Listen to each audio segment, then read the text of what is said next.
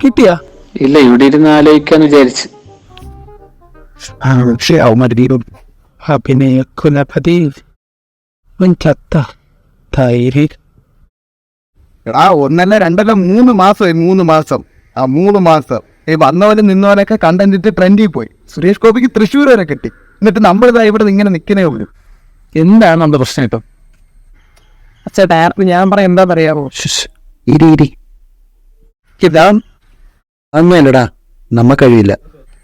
കഴിഞ്ഞില്ല. ആർക്ക് കഴിവില്ല? ഞാനല്ല, അവിടെ ആർക്ക് കഴിവില്ല? അഭിനയിച്ചേ. ചന്തുവിന്റെ അഭിനയത്തെക്കുറിച്ച് എന്തറിയാം?